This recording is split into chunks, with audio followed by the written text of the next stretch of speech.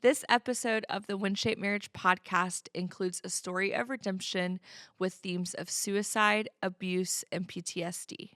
Please listen with care. Welcome back to the WinShape Marriage Podcast. We are pretty deep into season 3, and at this point, we have shared with you 2 marriage stories. Today, we have a third marriage story. We have Tommy and Shonda Sharpe on the WinShape Marriage Podcast. They are going to share a bit about their personal testimonies and journeys with the Lord, a bit about their previous marriages, and how they have found one another and their current marriage story and the journey that they are on. So it's beautiful, it's impactful, and I hope you guys enjoy this episode of the WinShape Marriage Podcast. Let's get into it.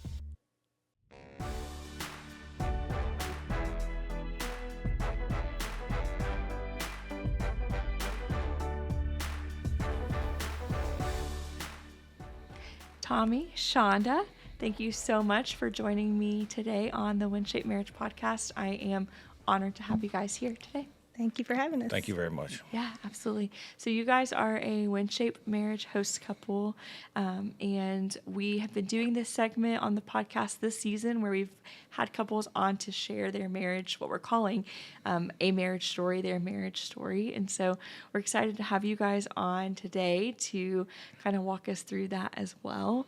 And I know we were talking a little bit off camera before we started officially rolling, and you guys were sharing with me that your marriage story, there's quite a few details that matter, like before Right. even your Yes. marriage. And so typically I feel like a lot of times I start with, how did you meet? And like, how did your story begin? But it seems like there might be a little bit of some other details that might be important for the context of today's conversation. And Right. so kind of want to just pass it to you guys to kick us off in a place where you think would be the best place to start in kind of telling your story today.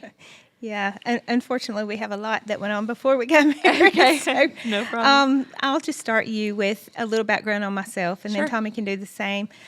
I grew up just in a pastor's family. Okay. Grandchild of a pastor also, so I was in church all the time. Okay. So thankfully, I had a great background and knew very early on that I needed Jesus as my Savior. Mm-hmm. And so I came to know the Lord at 6 years old. Okay. Have been very blessed through the years, not really to have questioned that salvation based on conviction. You know, the Holy Spirit would convict me of my sin. And so I've always felt like I was totally saved because He would not let me get by with very much at all. Okay. So as I grew up in that home, I guess the hardest thing was that it stopped at salvation and I didn't grow very much. Okay. Even though I had the teaching, I had Christian school, I had all of that, I learned a lot of scripture, but as far as just really walking and growing with the Lord, I did very little. And so I got into my teen years and had quite a sad thing that happened in my life with my own parents divorcing, and my dad was a pastor. I didn't think that was supposed to happen to pastors. Yeah. And so as a result of that, I really became a little bitter, a little mad at God. I didn't understand why He would allow something like that to happen to my family. And so it put me in a place in life where I was approaching the time that I needed to start making my own decisions for my life. And I was a little unwilling to ask the Lord what He would have for me at that point. And that was probably not the best choice. Yeah. So what happened from there is I met this young man that I had really known him for some years, but he was very worldly and said he was a Christian, but his life showed something else. Okay. Much to my mom's dismay, I began a dating relationship with him and ended up marrying him. Okay. And to be honest, I didn't want to ask the Lord what He thought of it because I really in my heart already knew what He thought of it, and I didn't want to hear Him tell me no. And so I went ahead with my plan because I thought it was the best one. So I got married at 22. Okay. And was married to him for 21 years. Oh, wow. And we had 3 beautiful children that I wouldn't trade for anything. Right. But after quite a few years, I began to know that this marriage was really It was rocky, and there came a time where I was pretty suspicious that there probably was an affair happening, and I was just very, my whole life wrapped around this man and my children, and I felt like all my stability really was right there. And so, again, I wasn't very close to the Lord. I knew him and I knew where to go, but I was not walking daily with him as I should be. And so during this time of just lots of questions, there came a time when I really thought my marriage was going to fall apart. And I just remembered the place I was in my house. And I came to the Lord and I said, God, I can't do this. I don't know how. I don't know what you can do, but I know if there's anything that can be done, you can do it. And so at that moment, the Lord just met me right there where I was, and very sweetly as he can do, I remember him saying two things to me. And one of those things is, Shonda, you're trying to walk with one foot in the world and one foot in me, and you have to make a choice. Just be all in or be all out. And the other thing he said was, you know the word, you know Scripture, and I had been taught it my whole life. He said, you know the Bible, but what you know is what someone else has told you. What I want you to do is you get in my word and you find out what I've got to say to you. And so at that moment, that was my true surrender of everything, and where I said, Lord, I don't want any of this other. I want you, and whatever you do with this marriage is up to you. And so I just trusted him through that. And so I remember coming to a place where I knew that the even if moment of, even if, Lord, this doesn't turn out like I want it to, I trust you. I know you'll take care of me. I know you'll take care of my children. And so sadly, it didn't turn out like I thought it would or should, and it did in divorce after multiple affairs, and so I found myself really at this place I didn't expect to be, not a place I ever wanted to be, but there I was with 3 little kids and a single mom, and really just trying to figure it out. But the amazing thing was the peace that I had in the middle of that storm, and I knew that the Lord had gone before us in that, even though he didn't cause the divorce, and he didn't love the divorce, but he had allowed it. And there I was, and I just knew that he was going to pick me up right where I was. So. And that was, you said, 21 years? That was 21 years, okay. yeah. Okay. So I was 43, I think, when I was. About how long ago was this part of your story? About 11, 12 years. Okay. Just trying to get like an idea. Okay, yeah. Gotcha. Okay, gotcha. All right, my story is a little different than hers. Came from a family of 4. It was my dad, my mom, and me and my sister. We were, Mom was, she grew up in a broken family, a really broken family. My father grew up in a functional but dysfunctional family. And I mean, that's typical for that time of year or time of life. Well, we grew up like worldly. We very seldom went to church. There was some church in it here and there, not a whole lot. We believed in God. And you ask people nowadays, are you a Christian? Yes, I'm a Christian. Are you living it out? Well, no, I just know that Jesus died for me, and that's all I knew. I just had the head knowledge, not the heart knowledge. So I did not have a relationship. And I remember my youngest years of life, I was always angry. And I had what they call dyslexia. My dad was a very prideful guy and very good guy, but he thought, well, discipline him more, get him focused on it, and it turned into abuse. The abuse happened, disappointment happened from my dad, and in turn it caused anger within me, because I was like, why can everybody else read a couple of sentences and get something out of it, and I don't understand it. I really didn't understand it. Nowadays, I call it my superpower because I'm dyslexic, and it's it's changed. A lot of things have changed since between now and then. Well, with this anger and all was building up inside of me and stuff like that, I've built up self-defense mechanisms. Here, then about when I turned 15, my mom died, cancer for the second time, and there again, why has everybody else got a mom and I don't? Angry at everybody. Yeah. Dad remarried. My dad poured himself into his work. I think a lot to do with get away from me, get away from the disappointment that he had. He was an engineer with Motorola. He was designing stuff for Saudi Arabian secret police, Egypt, and places like that, just all over the place. He had to come home. Had 2 kids he did not know how to raise. So he run off and got married to a lady that called herself a Christian. But, nowadays, I'm a fruit inspector.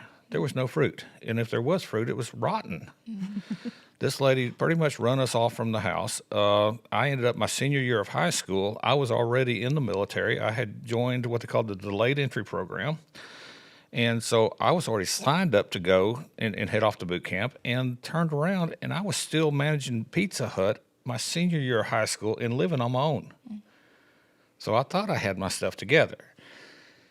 I left for military after high school, come back from military, and I got married. Well, the first time me and this young lady that I met saw the inside of a church was when we got married. So we did not build this relationship on the rock. We built it on the worldly things. With this relationship went on, we got, after getting married, we had 3 kids, wouldn't trade them for the world. But more and more, we started getting in more and more fights, heavy fights. And, dyslexia allows me to see stuff that not everybody can see. I can see through stuff that not everybody can see through. And I was like, why's these guys calling you?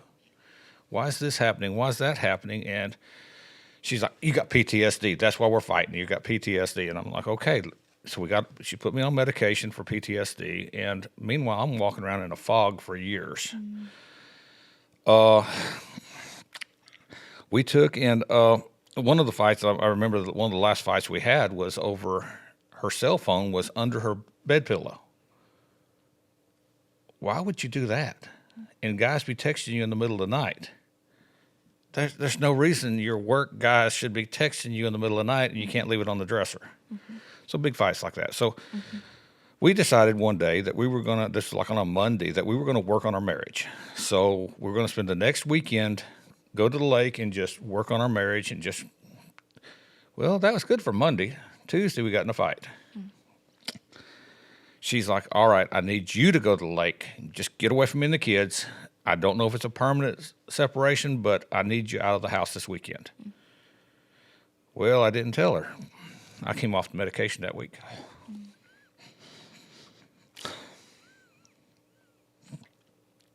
One of the hard things about coming off medication like that, it puts you into a suicidal thoughts. So I knew that's going to happen on Saturday.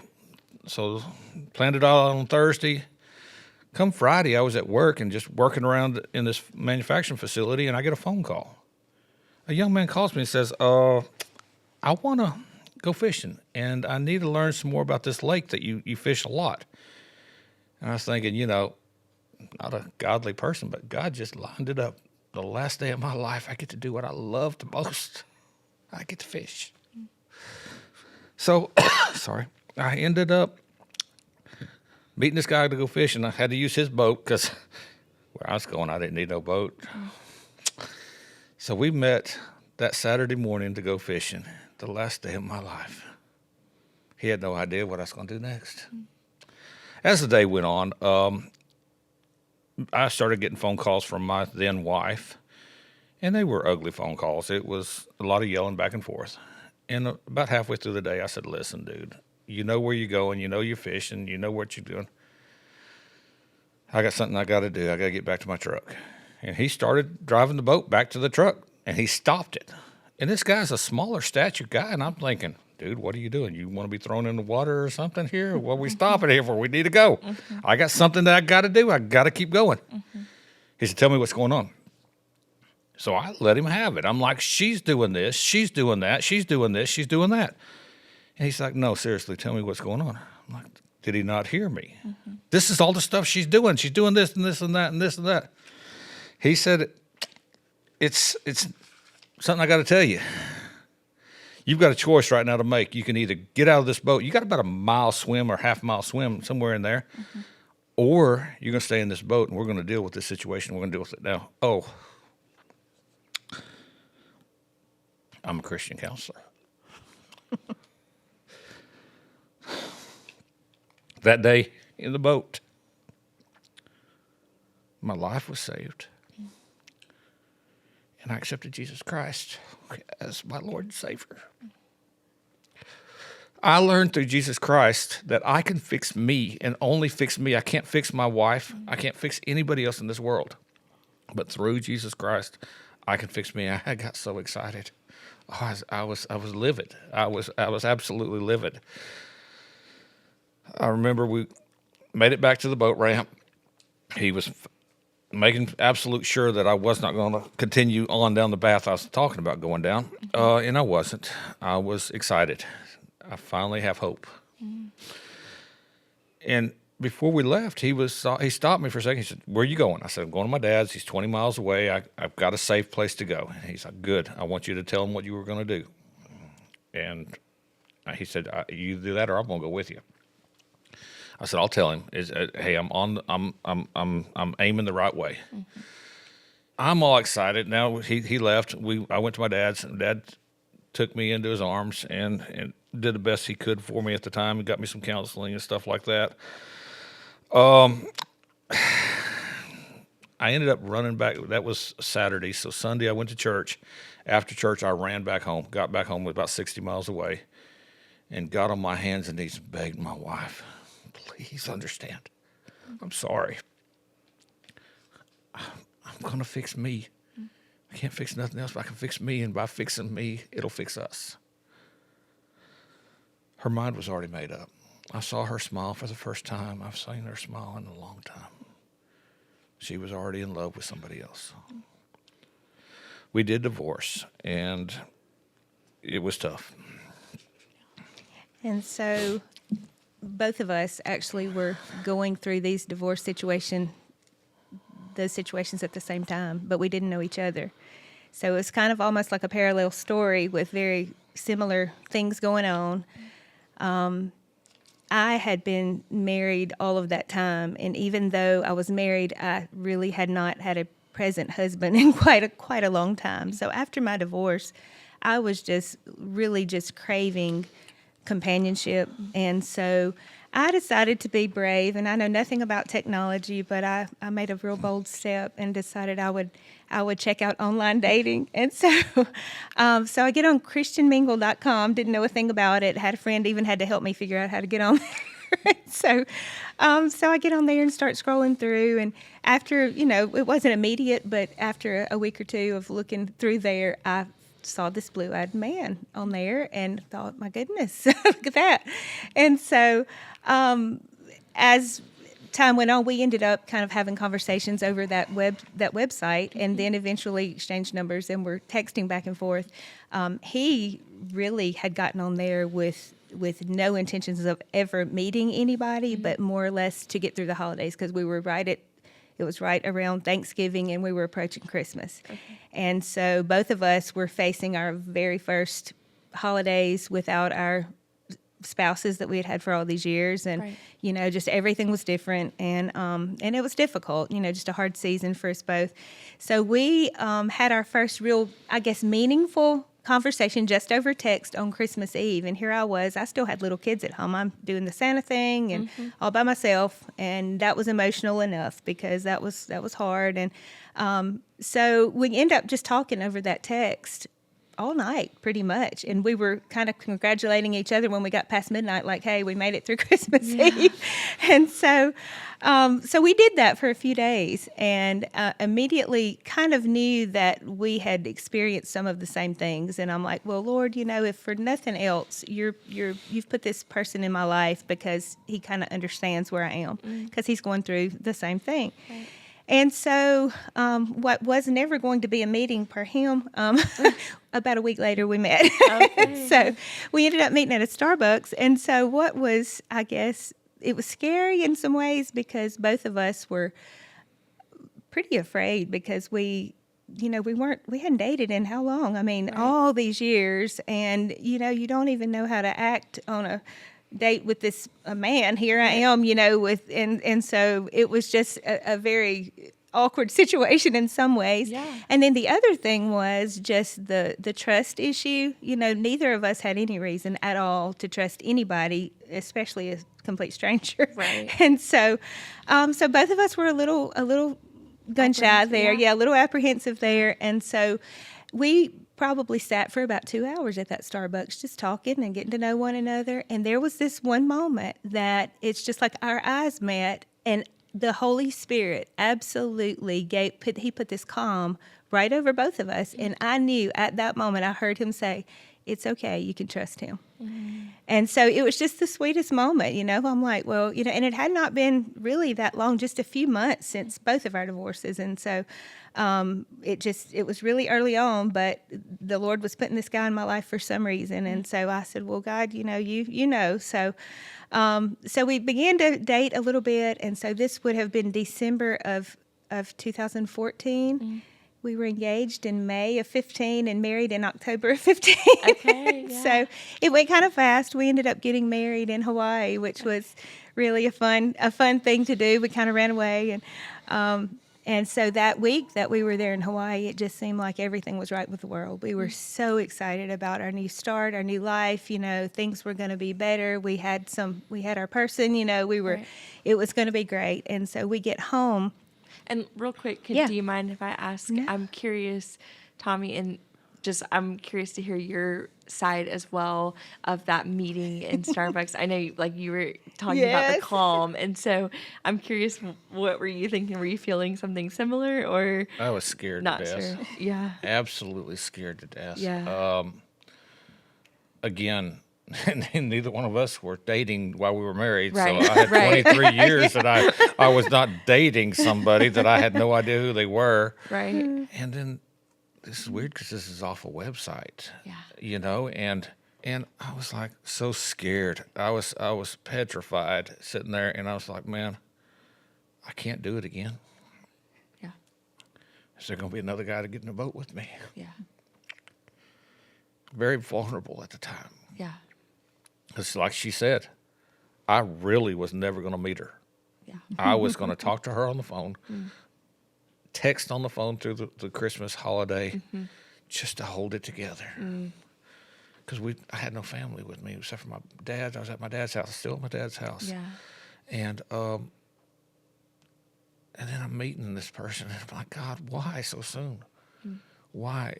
And in the peace, once I met her, I was like, never drank coffee before in my life. And she hands me this cup of coffee, and I'm like, okay.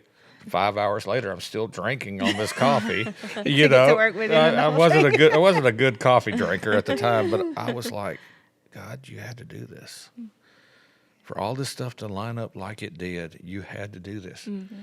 I didn't ever want to be not married. She never wanted to be not married. Right. We wanted to have someone to talk to that understood us, like they say, to get us. Yeah. Yeah. And what's funny, the people who know him and who will be listening to this podcast know he is very outgoing. He's never without words. He's always has something to say. Yeah. And that day he was so quiet, and he would look down and then glance up at me and look back to Yeah. He was so shy. And I found out that that's not the real him. Yeah. So, Yeah. Okay. Cool. I just wanted to ask. Yes. Yeah. So you ended up the peace was received on both Right. ends. Yes. It felt very much like the Lord was ordaining that meeting and that time. And then pretty quickly after, you got engaged and got married in Right. Hawaii. And so you said, things were thinking like, okay, well, like we're kind of on a new track here together. Like Right. we have our priorities in line. Like you were both believers, definitely like strong Yes. believers at this point, and had surrendered your personal lives to Christ. And so right. you're on this new journey together. Get home from your wedding. And yeah, we had some unexpected, not so great surprises. So we come home really thinking this is, it's about to be amazing. And what we did not realize is we were walking into something with a family member of mine, a close family member, who was really making some really sinful choices, but it affected me directly. And it had to do with a foundation that I oversee. And so it really became a central focus of ours right off the bat. And we ended up in a quite a long and drawn out court battle. It was really horrible, and it just took us down roads that I never dreamed that, I would have to go down, and it lasted for 6 years. Oh. And so really all of our newlywed time, it was just kind of consumed in that. We were focused on this thing day and night and really felt like we were in survival mode because we were constantly receiving pretty severe attacks on our family, our relationship, our finances, you just name it. It was on, and it was not fun, and it was absolutely a day-by-day thing where I would have to say, Lord, I don't understand this. I don't know why we're going through this, but we're trusting you to carry us because we don't know how to do this. So, yeah, you hear all the time that God has trained me up or fixed me up for a time such as this. He did. Because through the years before meeting Shonda, I had owned businesses. I've worked in different things that I could understand on how to break down financial numbers and say A plus B equals C, and be able to bring it to her and go, there's no C, or this don't work out. I can't work this out, and be able to go through this. So I was able to compliment Shonda in areas that she was weak in, I was strong in.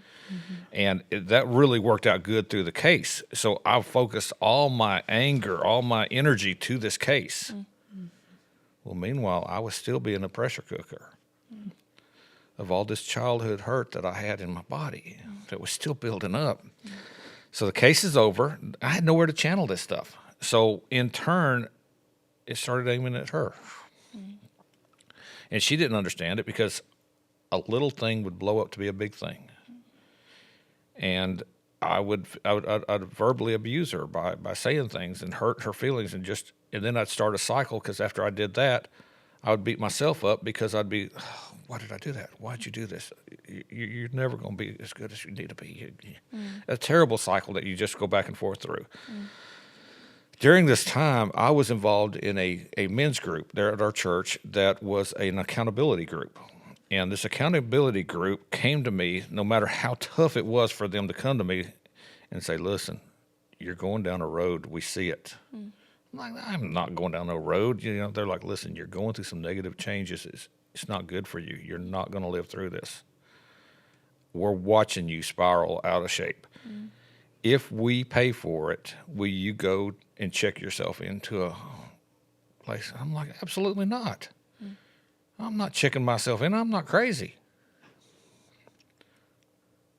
But I started thinking, I am living crazy. This is not normal. So they told me that they'd pay for the professional help.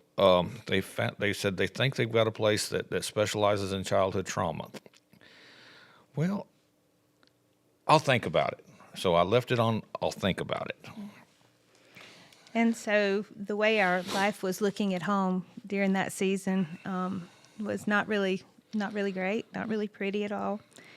As he mentioned, what would seem like just a normal everyday issue that any family could have with a kid or something in the home or a bill or, it could just be anything. It would seem so tiny to me, and then I would get this huge reaction that did not seem to match the problem at all. And so I had felt like, really, I got to a point where I felt like I was the recipient of all of his anger. He was never physically abusive with me, but, his words could cut me to the core. And I really just felt like, my goodness, whatever he's carrying for his whole life, I'm getting it now. And it really became difficult. I mean, even to walk in the door, because I didn't know, what kind of mood he was going to be in. It was a very walking on eggshells all the time, and just the least tiny little thing could trigger him. And I felt like I was getting the blame for all of it. It seemed to be all my fault, and I had no idea what I had done to cause it. And so, that saying that sometimes we can have death by 1,000 cuts. I got to about 999, and I had told Tommy before. He had mentioned divorce so many times when he would get in those rages, and I would say, Tommy, that's not what I want. And even if that happened, all that stuff you're carrying, you're going to carry with you. I mean, getting rid of me is not going to fix what's going on inside of you. And so even though, I'm certainly not a perfect wife, I just was sure that I wasn't causing all of that. And so, but I got to that place, and I had told him before, I'm like, God has gifted me with being, I guess I can really easily give a lot of grace. And I was giving it and giving it and giving it, but I felt like my tank was running out. And I had told him, I'm like, I'm afraid I'm going to get to the point where I can't do it anymore. And so I really did feel like I was about $9.99, and it had escalated, and we had a night that was just not good at all. And I remember during that conversation saying, I just looked him straight in the eye and I said, Tommy, we have two choices here. Either you have to get some help, and I don't mean going to an hour of counseling somewhere. I mean, go somewhere and stay. And let's get to the bottom of what's going on with you. I said, if you're not going to do that, I can't keep doing this. And I just knew our days were numbered if he didn't get some help. And so that conversation cut me to the bone. Now I've got two groups, a group and a spouse telling me the same thing. So let me look into this. I contacted my small group, and they said, we have found a place for you. It's called the Bridge to Recovery in Kentucky. You will have to check yourself in. And we will facilitate it 100%. But it starts for 2 weeks and goes to a month. How you handle yourself when you're there, it's all about this. But they specialize in what the stuff that looks like you're dealing with. So at that point, I made the decision. I'm going to check myself into a mental institution, or whatever you want to call it. That hurts your pride a little bit right there. That really does. So I feel that this time it's time for me to go up and talk to my dad and tell him what I was fixing to do. Because he's a praying guy now. He's been saved and salvation through stuff that he's been through. I did. I went up there, and my dad just started weeping when I told him. He said, son, stop the family curse. Stop it today. He was beat when he was a child. I was beat when I was a child. He took 100% of responsibility for the stuff he did to me. I had suppressed a lot of it, but he did take it, and he asked for forgiveness, which I gave him wide open as fast as I could. At that point, I decided that it's time to go ahead and get the whole prayer team together. So I went ahead and got the kids. I called all 6 of our kids. I've had 3, and Shonda had 3. I set each one of them down and let them know I'm checking myself in. I know it's been rough. I'm going to get the help I need. And I did. Time to leave for Kentucky. It wasn't just a couple days. It was when they say they're ready to send you, they're ready to send you. I was like, man, it's Thanksgiving time. I can't do that. I gotta stay home for turkey. But all right, so time to leave for Kentucky. I get a phone call from one of the guys in my group, and he said, look, I'm driving you up there. You are not turning back. I know, you got my word for it. I'm not turning back. I've got to do this or I'm going to die. So I drove up there. I thought the drive was hard. I drove out of the driveway thinking, I might not have a family when I come back. Because the people from Kentucky, they were really good. They had some before you got there, stuff that you had to fill out. And they were like, listen, we're working on you. We're not working on your family. Right. So you might not have a family when you come home, but you'll be fixed the best we can fix you. Sort of scary when you drive out of the driveway thinking this is it. Kentucky was the hardest 2 weeks of my life. I didn't know a person could cry that much and hurt so bad. But I was able to hurt. I was able to go in, and through this process that they knew, and it was all about trusting the process.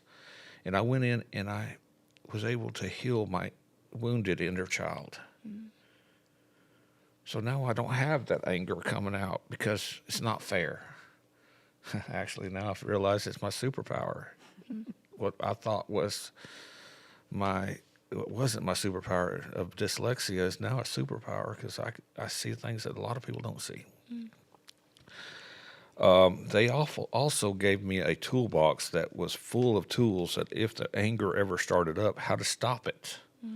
So you don't make the cycle, and then the cycle goes all the way to the point where I was abusing myself mentally of how stupid are you for doing this? You know, you just blew up at the one that loves you. Oh my gosh, so I'd spend a week trying to beat myself up because I just yelled at Shonda. The beautiful thing is I was able to take those tools and take the Word of God and combine them together. Now this place was not is not a godly place. Okay. But I was able to take the Word with me Yeah. and intertwine both of them. Yeah. And it was amazing. I was like, man, it actually says this in James, or it says this and this, and it says, I can work that together. Yeah. Wow, let's put that together. So I did that, and that's my saving grace. Is all because of Jesus. Yeah. And How long ago was that? That was about 2 years, Okay. almost 2 years to the day. It's 3, because you've been 3 years. almost 3 years, right at. I was wrong once. And what we, I wasn't incredibly excited about it not being Christian based at first. But God just knows, and He can use just anything that He decides to use. And He really knew what kind of conversations Tommy really needed to have and how he could relate best to it. And he grew up totally in the world. So some of the approaches they had, he got it. I mean, it just made sense to him.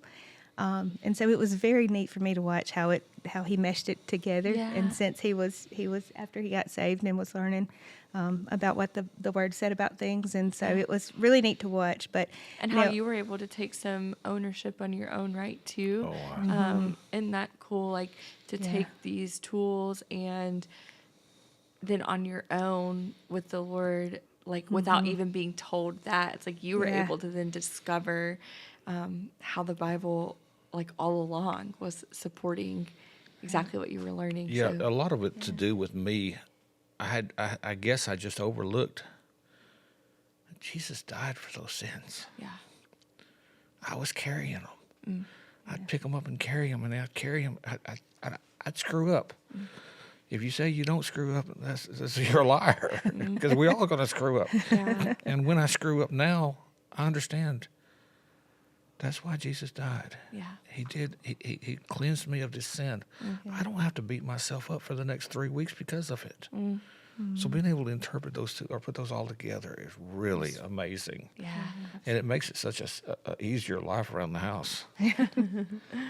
Well, but when he left, my heart was, I had gotten pretty cold. Yeah. I'll be honest, like I said, I was at $9.99. And I remember very well the day that he was leaving to go to Kentucky, and I walked with him out to the vehicle, and as he drove away, I remember saying just under my breath out loud to the Lord, well, and this is how I said it, Lord, this is one last ditch effort.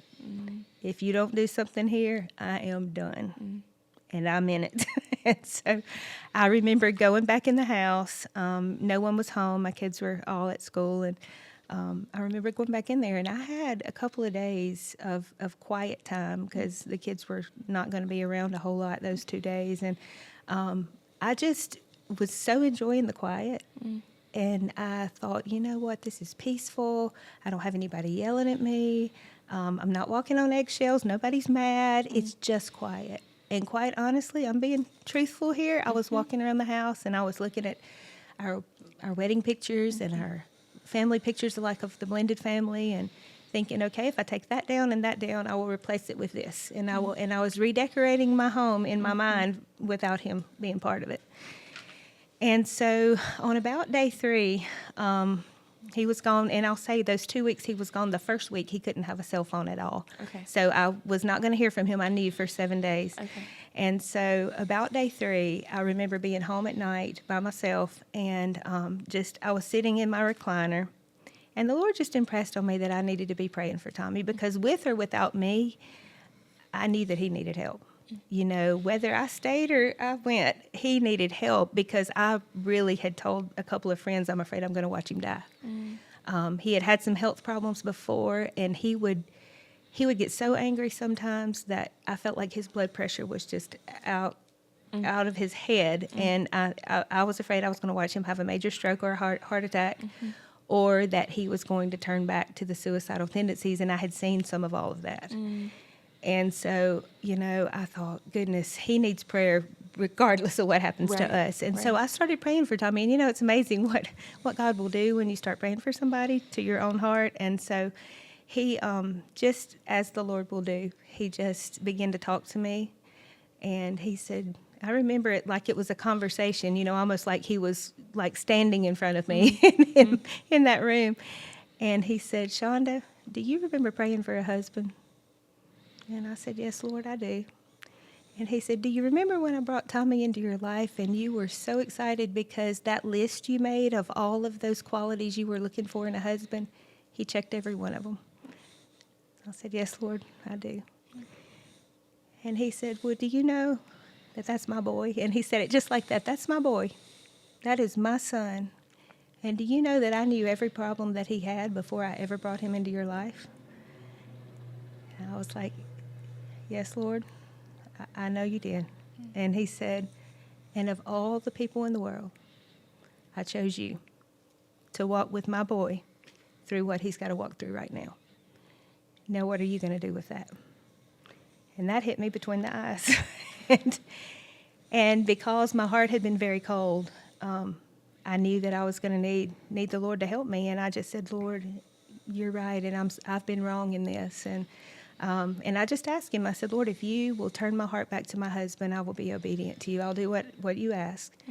And it was just amazing to watch over the next few days before I got a phone call from him after 7, what God did in just 24 to 48 hours, and how he started reminding me of all the reasons the things I liked about him to start with, the things that he was so good at, the things that are so strange and weird and quirky about him, but those are my favorite things, And so it was just really neat how God brought me back around to a place of really giving Tommy grace and realizing that, I've got my own set of problems, and I'm sure not a perfect wife. And the Lord's had to work a lot of stuff out of me, So, so by the time he called me after the 7 days, I was nervous about that phone call. He could only talk 10 minutes. Okay. And so I was waiting because I knew what time he was supposed to call. And when I heard his voice, it was just amazing, because even in the first few words that came out of his mouth, I could hear the difference. And I knew, I'm like, Lord, you are working it here. You are doing something in him.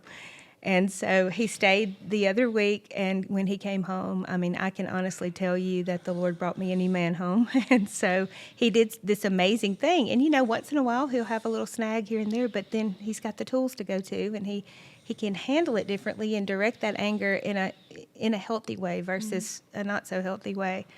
And so, our prayer has been that the Lord would use all those things and just not let any of it go in vain, that we could help somebody else. So here we are at a season of life. We've been married 10 years now, and I just celebrated our 10-year anniversary, and now we are kind of shifting our focus to hopefully helping other marriages that are similar, or, people going through things like that. So, yeah, absolutely. And that was almost 3 years ago, you said. From your perspective, Tommy, how have the last 3 years or so been? What does the kind of current journey feel like for you? Current journey now. There's two parts of me. One part of me looks back and goes, why didn't I do it sooner? How much simpler would life have been? I couldn't have saved my first marriage because of it, no. But the torture I put her through, and we focused all that energy to that case. But there was another year and a half there or so that the case wasn't there, and I tortured her. I'm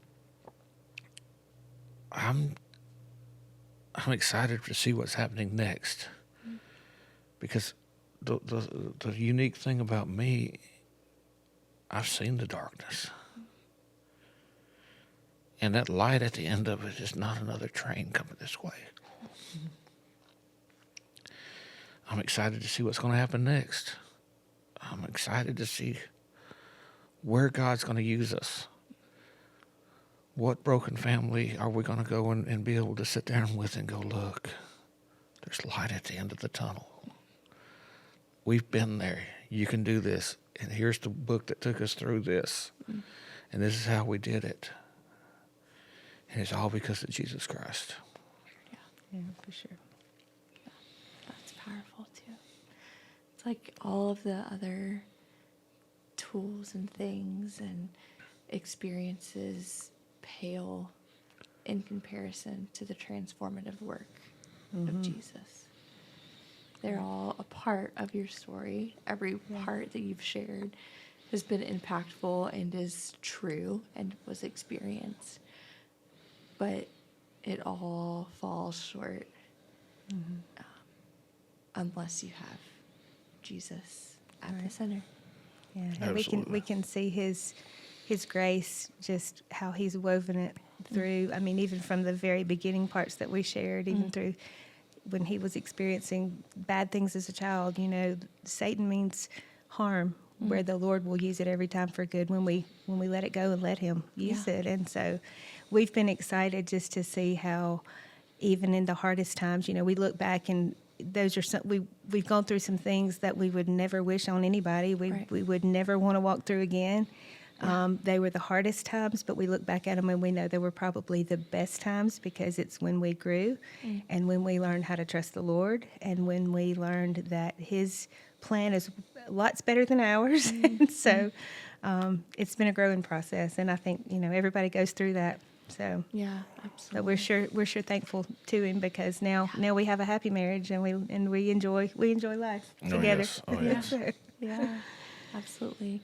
I'd like to give you guys one final opportunity, whether individual, together, you've shared so many different facets. And so someone listening might relate to the fact that they were previously married and now they're not, or they're in a second marriage, or to affair, or to anger, or to just a slew of things that you guys have walked through and experienced. And it's not, you don't know for sure where something might hit someone exactly, but would love to give you just a final moment or a thought, if you had any last takeaway or just bit of encouragement or wisdom. It feels like sometimes with these, it's like, oh, is there a, you know, pretty like bow, and there's not always necessarily like you're in it right now and you're still moving through your journey, but would love to give you a final word if you had one of encouragement.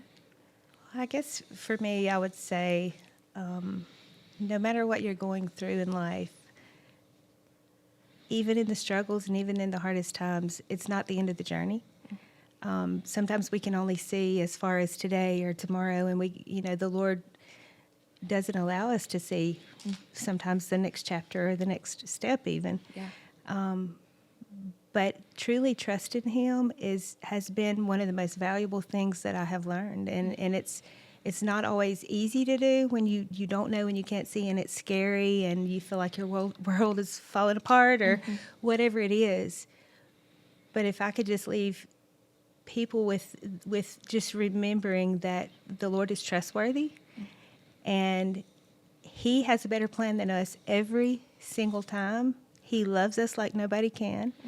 And I guess also just to remember, like in my story, when through the divorce and all, the one thing that I didn't mention was how I had felt like I had my stability in a husband, in a family, and how the Lord taught me through all of the process, even through the marriage to Tommy and all that we went through, that my stability is not in this man. My stability was not in my first husband. It's never going to be in a person. It is in Jesus, and he is fully capable and fully able of holding me up when everything feels like it's falling apart. Absolutely. It's hard to top that one. That's good. My takeaway from this is, I remember during divorce, this is go back to divorce. Yeah. I went into work one day and a guy would ask me, "How are you doing?" I said, "I breathe out and then I breathe in. And then I do it again." I wanted someone to say, "I've been there. I did that. And this is how I got through it." but there was no one there that I could go to. I want to be that person to show them that, this is how we do it. This is how we do it. You lean on this guy. This guy right here is the one you lean on. You get in the Word. Here's the words to go. Here's where to look at it and understand. You don't have to worry about that spouse you're losing if you lose a spouse. But the biggest thing is you can fix you through Jesus Christ. And if you're fixed, it's going to be all right. Because you're going to get that joy back in your life. Yeah. And sometimes he brings the spouses back around, sometimes. But he's never going to make anybody do anything. He gives us that free will. And that's one of the hardest lessons I had to learn, I think, was I couldn't make him do right. I couldn't make this one do right. But the biggest difference being Tommy was very willing when he got to that certain point of willing to ask for the help, which was a difference maker. And but the Lord will carry you. Yeah. No matter what season you're in, He will carry you. He will meet you where you are. Right. Carry you from there. Absolutely. Well, thank you guys both for sharing individually your personal journeys, your journey together, your vulnerability. I was blessed just to be in this seat and receiving and very little facilitating of the conversation, but just to listen and receive. And so I am grateful for that and grateful for your openness, and just know that the Lord will honor that and it won't return void. So very grateful for your time today. Thank you for the opportunity. Thank you. Yeah, absolutely. And thank you guys for tuning into this episode of the WinShape Marriage Podcast with the Sharpes. And we will be back next week with a new episode. We hope that conversation blesses your marriage. If you're loving the WinShape Marriage Podcast, will you please take a moment to make sure you're subscribed? You may be a faithful listener and not realized you aren't subscribed. It really helps us out. Also, if you've enjoyed these conversations and they've impacted your marriage, please rate and review this podcast. One listener said, "Thanks so much for pouring into couples with godly wisdom and practical equipping."